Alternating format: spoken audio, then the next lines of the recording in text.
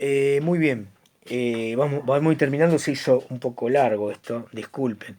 Bueno, finalmente la última forma, por lo menos hasta donde el programa nos plantea, 2010, la última de las formas que presentó el peronismo eh, invierte nuevamente los términos ideológicos eh, en algo que el peronismo no desconoce, pero que resulta muy llamativo eh, y es digno de convertirse en un objeto de estudio para los propios historiadores, que es la capacidad que tuvo el gobierno a lo largo de 12 años de reescribir su propia historia, generar un mojón muy heroico, como hace el poder en general, digamos, el poder sea el que sea, se presenta no solamente desde lo mitológico, sino desde lo heroico, ¿no? Y entonces traza alguna epopeya en su llegada al poder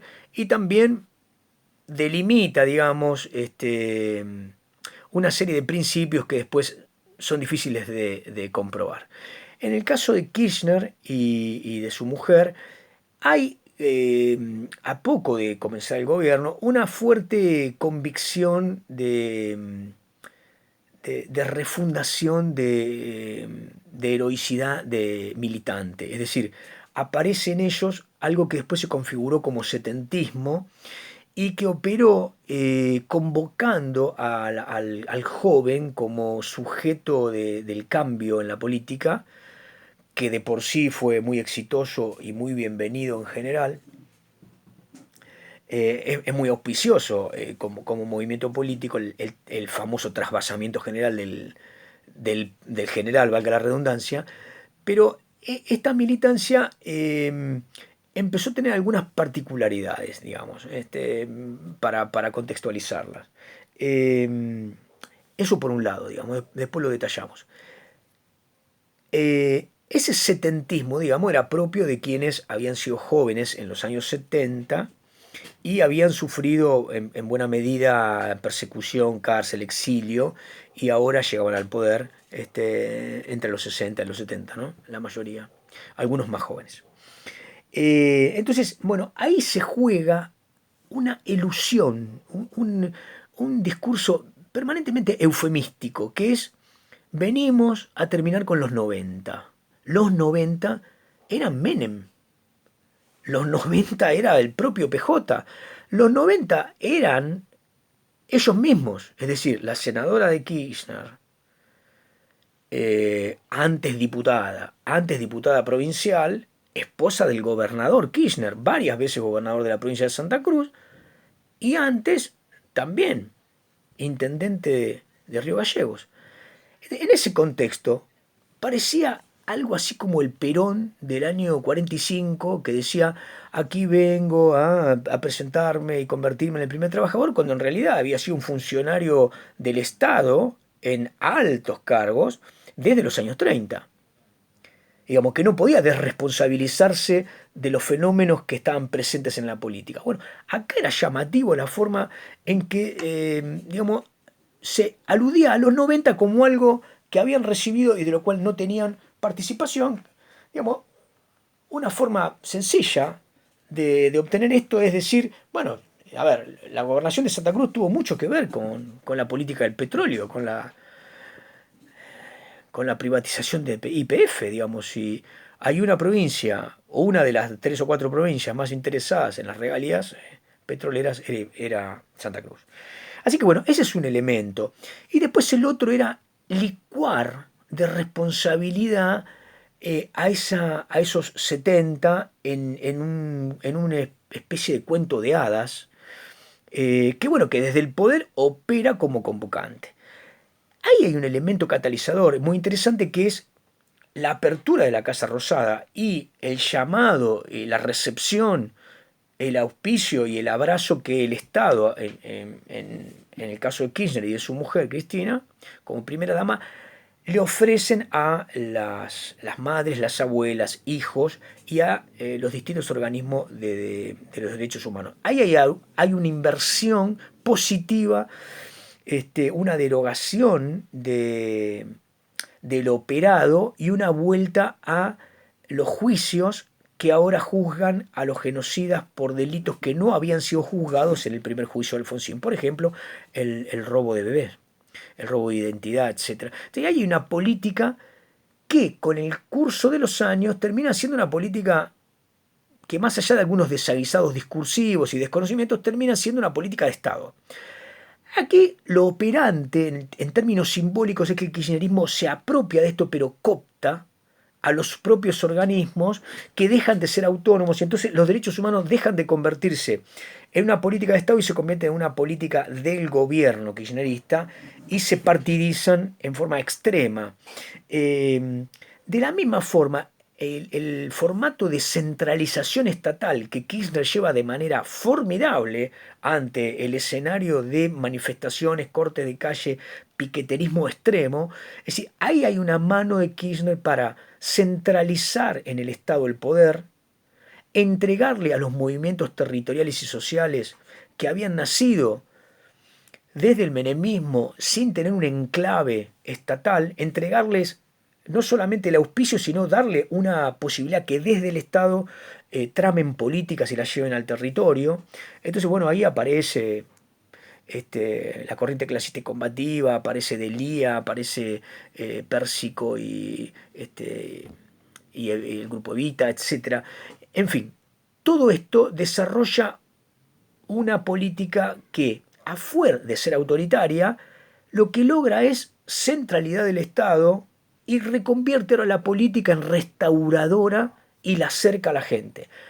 Hace de la militancia un acercamiento de los jóvenes a la cosa pública, y ahí hay un fuerte condimento novedoso y muy valioso, que así es visto por la mayoría de la población, que tiene fuerte expectativa. El kirchnerismo genera fuerte expectativa en la población.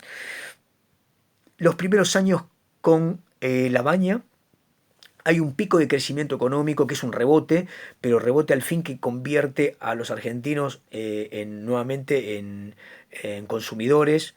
En todo caso, lo mismo que pasó a Perón, en esos fuertes años de consumo, el consumo, digamos, económicamente es satisfacción de necesidades, pero cuando se convierte en la única vía del ciclo económico, termina por resentir la continuidad. Así que la inversión y el futuro del sistema político no fue previsto por Kirchner, que en realidad tiene un conflicto rápido con Duhalde, por un lado, al que termina derrotando y del cual se separa, así que dualdismo y kirchnerismo dejan de ser un espacio compartido por el año 2005 en las parlamentarias. Cristina Kirchner derrota a Chiche Duhalde en las parlamentarias, se presentan como dos listas separadas, así que ahí ya el kirchnerismo cobra propia autonomía peronista y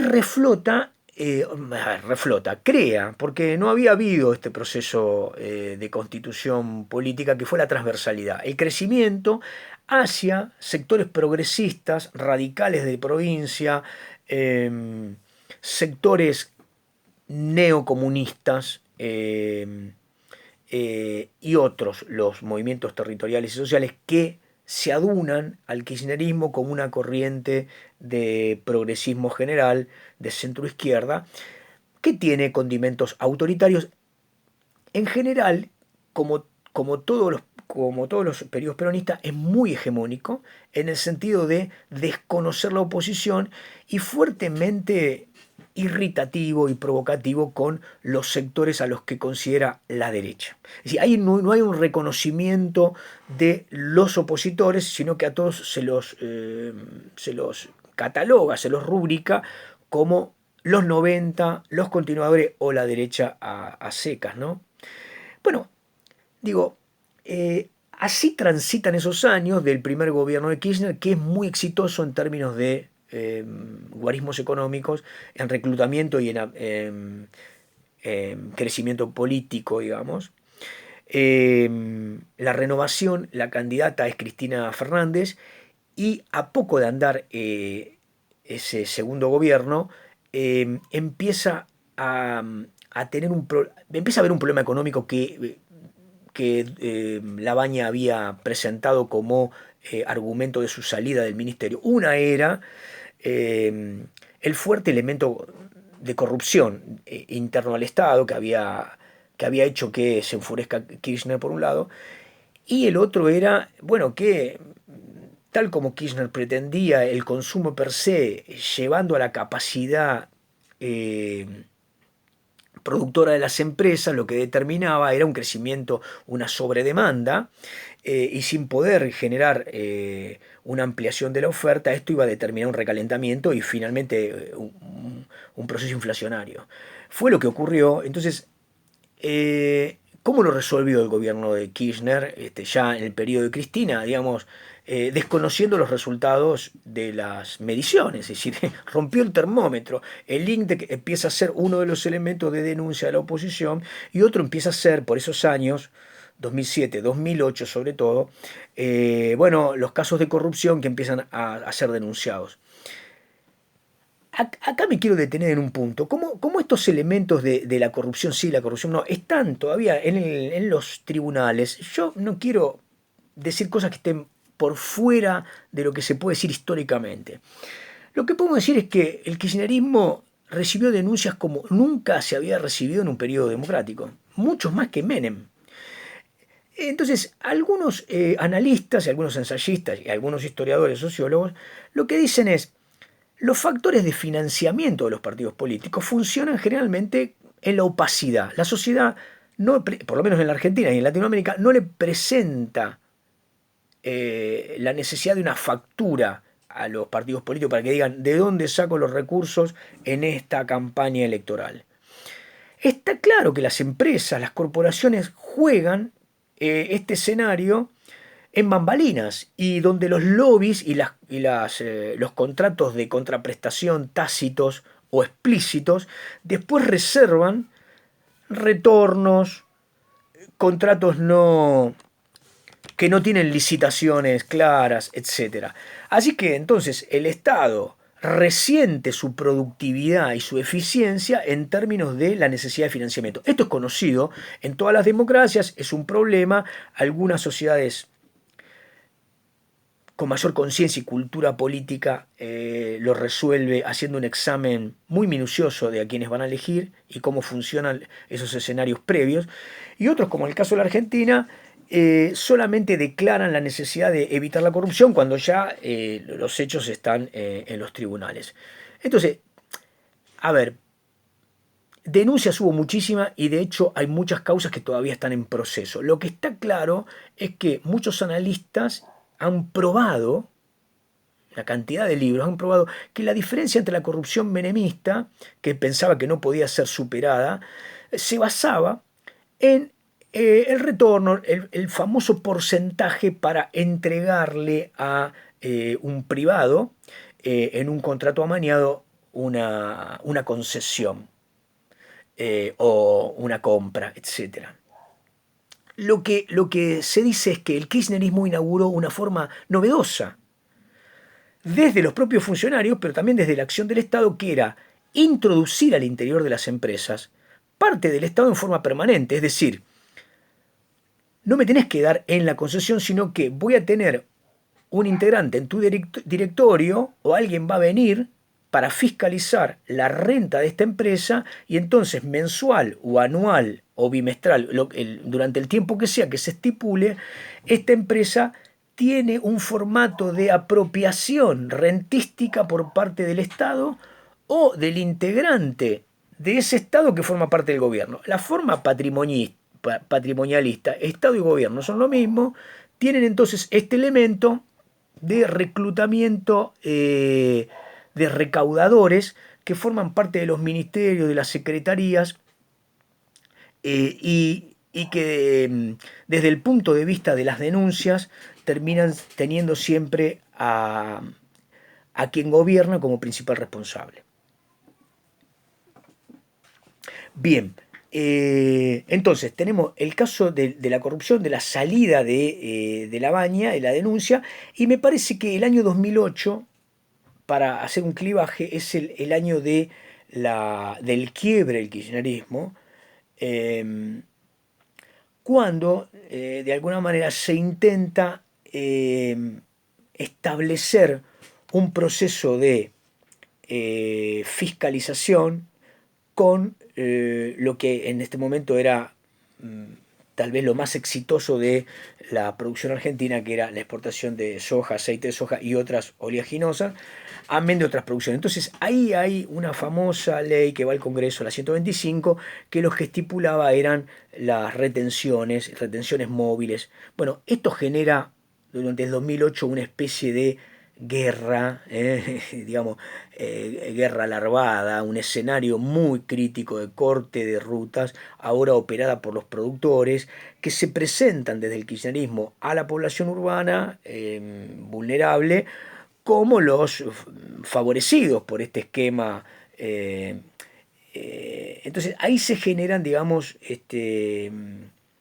un escenario que, que permite avisorar un antes y un después. De hecho, la elección, la elección, perdón, la definición de esta 125 pierde en el Senado por un voto que es el vicepresidente, ¿no? Cobos, ex gobernador de Mendoza y vicepresidente en la transversalidad que Kirchner le había elegido para su mujer, para Cristina, termina votando en contra por un voto. Entonces esas retenciones móviles no se llevan a cabo y ahí el kirchnerismo entra en un proceso de declive.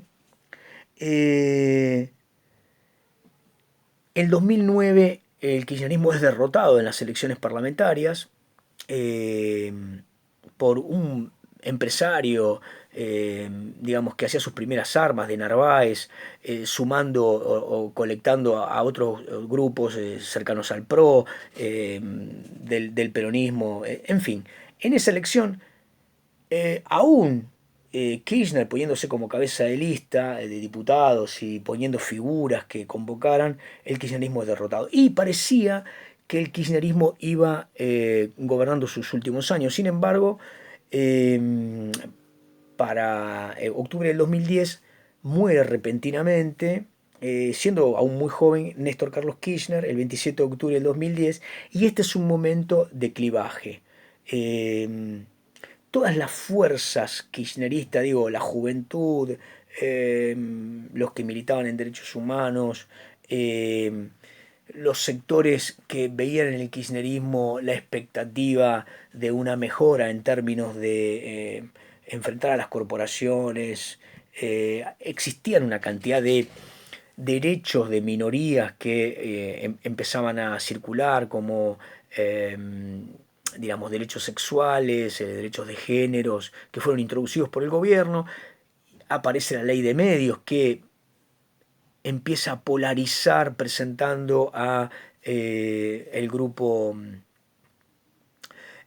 TN, Canal 13, Clarín como enemigo, digamos, del pueblo. Entonces ahí el kirchnerismo revive más allá del fondo de estas cuestiones y desde esa compulsa simbólico popular, la viuda recibe, digamos, una voluntad popular, una voluntad, y las elecciones que finalmente se llevan a cabo por el segundo periodo de Cristina Kirchner la ven ganadora por una distancia muy, muy considerable. Eh, Derrota al representante opositor, a Hermes Wiener, por muchos puntos, casi 30 puntos. Este es un escenario, digamos, descriptivo, lo más descriptivo que podemos. Muchas situaciones aún se están viviendo, pero entonces el kirchnerismo, para decirlo corto y terminar con esto, representa la última etapa del peronismo. Bueno, hasta aquí nos queda pendiente un esbozo de una historia macro cultural que si nos reunimos por Zoom o por Meet en breve, lo haremos, pero no vamos a sumar más texto ni largos videos. Bueno, les mando un saludo y allá vamos, a la unidad 1.